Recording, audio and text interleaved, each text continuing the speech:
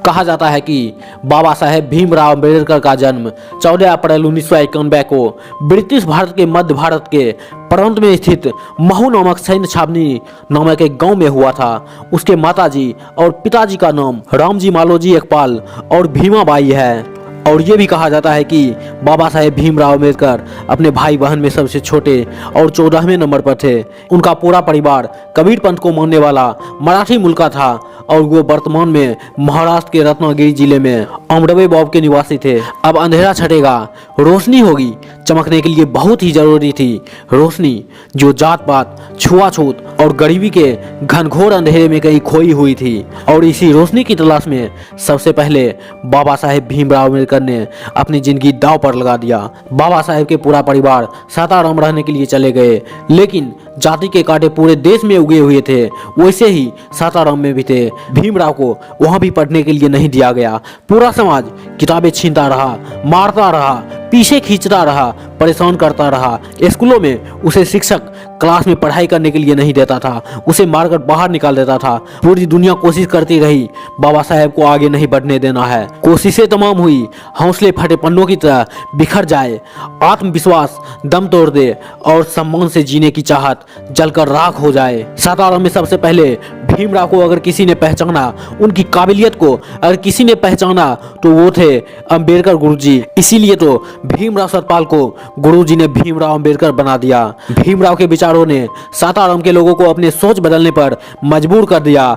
उसे घृणा करने वाले लोगों ने भी उसे गले लगाने लगा, उसे अपनाने लगे। लेकिन अब तक सिर्फ एक गांव बदला था और इस गांव के बाहर के समाज को, देश को, विश्व को अभी बदलना बाकी था। और इसी बीच भीमराव के पिताजी ने भीमराव को आगे पढ़ाई करने के लिए भीमराव को लेकर बंबई आ गए थे। और फिर क्या, यहाँ भी भीमराव के साथ वैसा ही व्यवहार किया जाता था जैसा कि और लोगों के साथ किया जाता था। कॉलेज में पढ़ाई करने के लिए नहीं दिया जाता था, मारा पीटा जाता था, जात के नाम पर क्लासरूम में बैठने नहीं दिया जाता था। इसी प्रकार के बहुत सारे परेशानियों के सामना करना पड़ा था।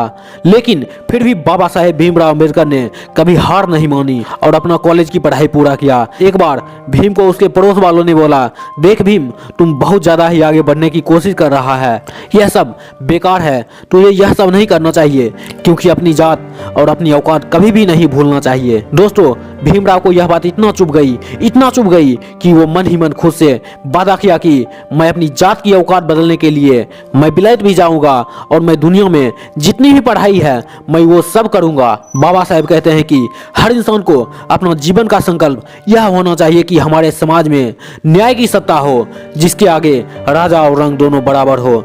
हर एक इंसान को अपने जीवन में हमेशा सत्य की राह पर चलना चाहिए, हमेशा सत्य का साथ देना चाहिए, न कि असत्य का। बाबा साहेब एक बार कहते थे कि पता है, हम नीचे जाति के लोग हमेशा कपड़े सिलना, मजदूरी करना, जूते सिलना या फिर साफ सफाई का ही काम क्यों करते हैं, क्योंकि हमें पढ़ने ही नहीं दिया जाता है। तो उससे एक आदमी ने पूछा, वो कैसे, हमें पढ़ाई में और काम करने में क्या अंतर है? जब हमारी जात ही बदल नहीं सकती है तो फिर हमारा काम कैसे बदलेगा? दोस्तों, पढ़ाई, ज्ञान ही एक ऐसा हथियार है जिससे कि इंसान इस संसार में कुछ भी कर सकता है। कुछ भी यानी कि कुछ भी मतलब कुछ भी, जो भी चीज एक इंसान सोच सकता है वो सब कुछ कर सकता है।